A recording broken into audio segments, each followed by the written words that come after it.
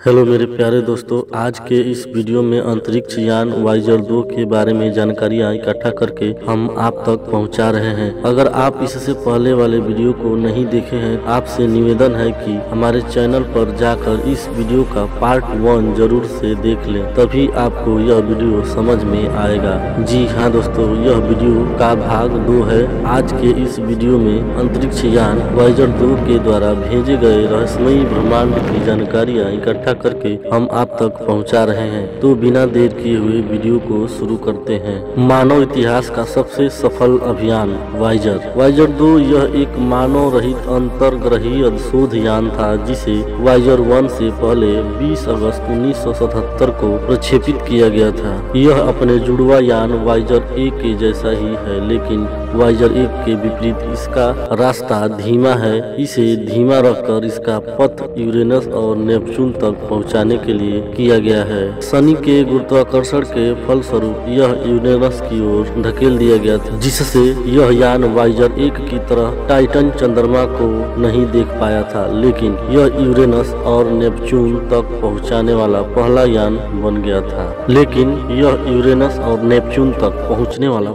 यान बन गया था। इस तरह मानव का एक विशेष ग्रहीय परिस्थिति के दौरान, जिसमें सभी ग्रह एक सरल रेखा में आ जाते हैं, महासैर यानी ग्रैंड टूर का सपना पूरा हुआ था। यह विशेष स्थिति हर 176 वर्ष के बाद देखने को मिलता है। वाइजर 2 यह सबसे ज्यादा सूचनाएं प्राप्त करने वाला शोध यान है, जिससे 4 ग्रह और उनके अनेकों चंद्रमाओं की अपनी शक्तिशाली कैमरों और उपकरणों के साथ यात्रा की है। जबकि इस यान पर खर्च हुआ धन अन्य विशेष शोध यानों जैसे गैलीलियो या कासिनी हाइगेंस की तुलना में काफी कम है। यह यान मूलतः मैरीनर कार्यक्रम के यान मैरीनर 12 के रूप में बनाया गया था। 20 अगस्त 1977 को केप कैनवर्ल, फ्लोरिडा से टाइटन 3E सेंटार रॉकेट से लॉन्च किया गया था। जी हाँ दोस्तों, वाइजर 2 ने बृहस्पति के उपग्रह आयो, यूरोपा, गनीमेड, कैलिस्टा की सैर भी किया है।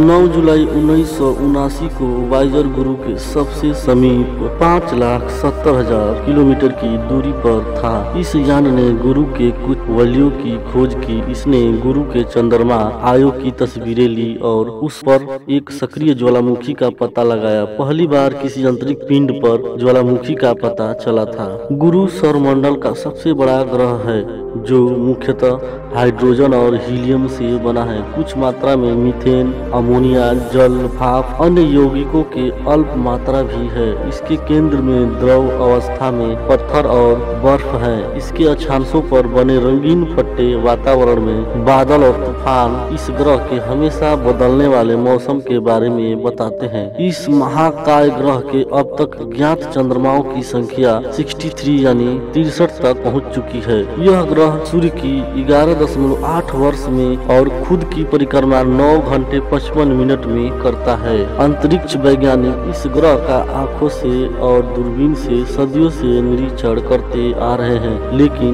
वे वाइजर 2 द्वारा प्रदान की गई अनेकों सूचनाओं से आश्चर्यचकित रह गए थे। इस ग्रह पर स्थित विशाल लाल धब्बा एक महाकाय तूफान है, जो घड़ी के कांटों की विपरीत दिशा में घूम रहा है। इस ग्रह पर कई अन्य छोटे तूफान भी पाए गए हैं। आयो चंद्रमा पर पाया गया सक्रिय ज्वालामुखी यह सबसे ज्यादा अनपेक्षित खोज थी। इस ज्वालामुखी से निकलने वाला लावा और धुआं सतह से 300 किलोमीटर तक जाता है। वाइजर 2 ने इस ज्वालामुखी से उत्सर्जित पदार्थ की अधिकतम गति 1 किलोमीटर प्रति सेकंड तक मापी गई थी। आयो के ज्वालामुखी इस चंद्रमा पर ज्वारीय प्रभाव के कारण होने वाली उष्णता के कारण है। आयो अपनी कक्षा के समीप चंद्रमा यूरोपा और गनीमेड के कारण भटकता है, लेकिन गुरु का गुरुत्व से वापिस अपनी कक्षा में ला देता है। इसी के चलते आयो पर 100 मीटर ऊंचा ज्वार आता है। ध्यान दें कि पृथ्वी पर आने वाला ज्वार सिर्फ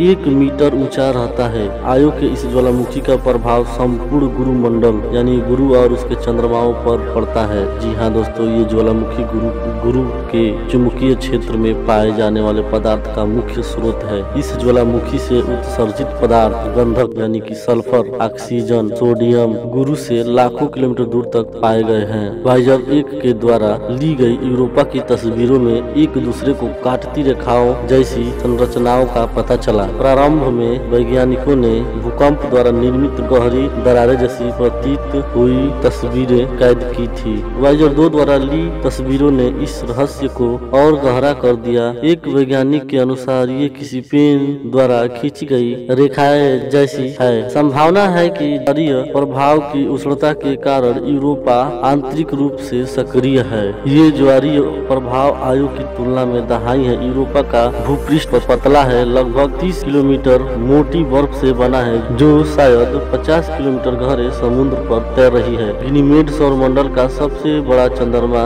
जिसका व्यास 5276 किलोमीटर है। इसकी सतह पर 2 तरह के मैदान दिखाई दिए हैं। एक क्रिएटर से भरा हुआ है। वैज्ञानिकों को इससे प्रतीत होता है कि गनीमेड का बर्फीला भूपृष्ठ सर्वत्र व्याप्त विवर्तनिक प्रक्रियाओं से उत्पन्न तनाव से प्रभावित है। कैलिस्टो का भूपृष्ठ काफी पुराना और उल्कापातों से बने क्रिएटरों से भरा है। सबसे बड़ा क्रिएटर बर्फ से भर गया है। गुरु के आसपास एक धुंधला और पतला वलय पाया गया है जिसका बाहरी व्यास 1,29,000 किलोमीटर और चौड़ाई 30,000 किलोमीटर है। 2 नए चंद्रमा एडास्टी और मेटिस इस वलय से ठीक बाहर की ओर पाए गए। एक तीसरा नया चंद्रमा थेबे, अम्लाथा और आयो के बीच में पाया गया। गुरु के वलय और चंद्रमा गुरु के चुंबकीय प्रभाव के जाल में फंसे एक घने इलेक्ट्रॉन और आयन के एक बड़े विकिरण पट्टे के मध्य है।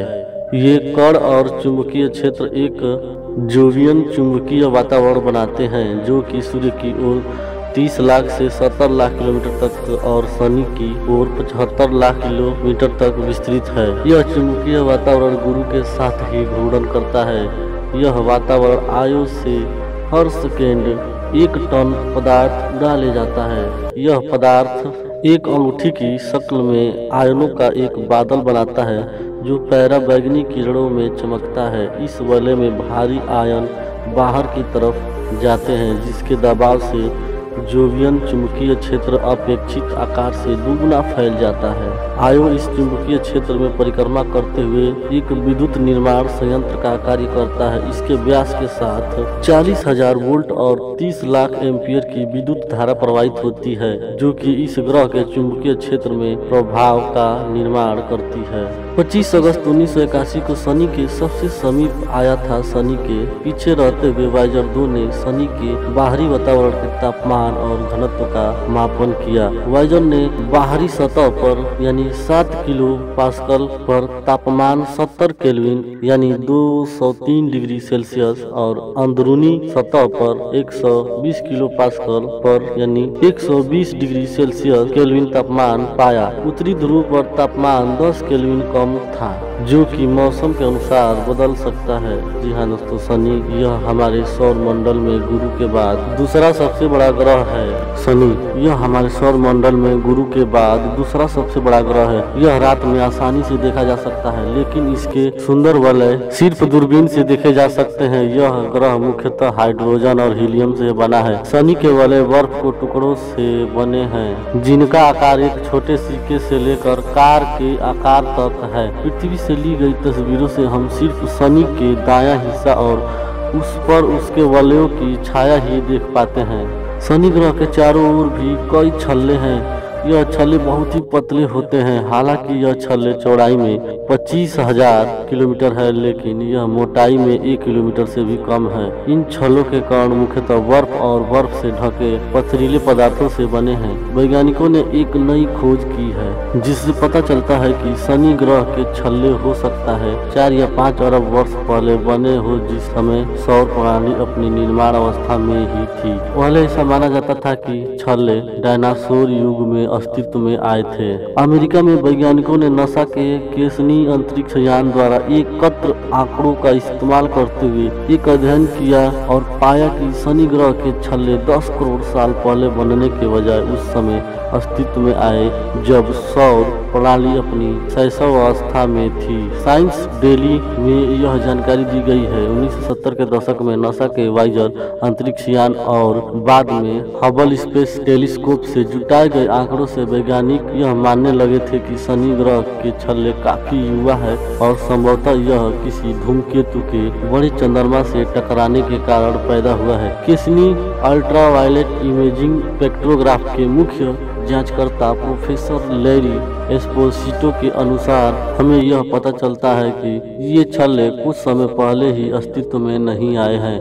वे संभवतः हमेशा से थे, लेकिन उनमें लगातार बदलाव आता रहा है। कई अरबों साल तक अस्तित्व में रहेंगे। पृथ्वी शनि की तुलना में सूर्य से काफी निकट है, इसलिए पृथ्वी से शनि का दिन वाला हिस्सा ही दिखाई देता है। शनि की सैर के बाद वाइजर 2 चल दिया यूरेनस की ओर। यूरेनस की सैर 24 जनवरी 1986 वाइजर 2 यूरेनस के निकट 8,15,000 किलोमीटर की दूरी पर पहुंचा। वाइजर ने यूरेनस के 10 नए चंद्रमाओं को ढूंढ निकाला, यूरेनस के वातावरण का अध्ययन किया और उसकी 97.77 डिग्री झुके अक्ष का मापन और वलयों का अध्ययन किया। यूरेनस सौर मंडल का तीसरा सबसे बड़ा ग्रह है। यह सूर्य की परिक्रमा 2.8 करोड़ किलोमीटर की दूरी से 84 वर्षों में करता है। यूरेनस पर एक दिन 17 घंटे 4 मिनट का होता है। यूरेनस का अक्ष सूर्य की परिक्रमा से 90 डिग्री अंश पर झुका हुआ है, जो उसे अन्य सभी ग्रहों से अलग करता है। इस वजह से उसके ध्रुव लंबे समय सूर्य के ठीक सामने और पीछे रहते हैं। सबसे आश्चर्य वाली खोज यह रही कि यूरेनस का चुंबकीय अक्ष घूर्णन अक्ष से 60 डिग्री का झुकाव लिए हुए है। यूरेनस पर चुंबकीय क्षेत्र की उपस्थिति वाइजर 2 से पहले ज्ञात नहीं थी। इस क्षेत्र का प्रभाव पृथ्वी के बराबर ही है। यूरेनस पर विकिरण का पट्टा शनि के जैसा ही पाया गया। वाइजर द्वारा खोजे गए नए 10 चंद्रमाओं के साथ यूरेनस के कुल चंद्रमाओं की संख्या 15 हो गई। अधिकतर नए चंद्रमा छोटे हैं, जिसमें से सबसे बड़े का व्यास 150 किलोमीटर है। यूरेनस के वलय मिरांडा नामक चंद्रमा, जो 5 बड़े चंद्रमाओं में से सबसे अंदरूनी है, सौर मंडल का सबसे विचित्र पिंड है। इस चंद्रमा पर 20 किलोमीटर गहरी नहरें पाई गई हैं, जो भूगर्भीय हलचलों से बनी है। इसका भूपृष्ठ नए और पुराने का एक मिश्रण है। यूरेनस के सभी 5 चंद्रमा शनि के चंद्रमाओं की तरह बर्फ और पत्थरों से बने हैं। इनमें से एरियल सबसे चमकदार है। टाइटन पर काफी बड़ी दरारें हैं। कैनियास पर भूकंपीय घटनाओं के निशान हैं, जबकि ओबेरॉन और अम्ब्रियल पर भूकंप कम नहीं आते हैं। यूरेनस के 9 वलय हैं और ये वलय शनि और गुरु के वलय से अलग है। ये वलय काफी नए हैं। यूरेनस की उम्र से इनकी उम्र काफी कम है। ये वलय किसी चंद्रमा के टूट जाने से बने हैं।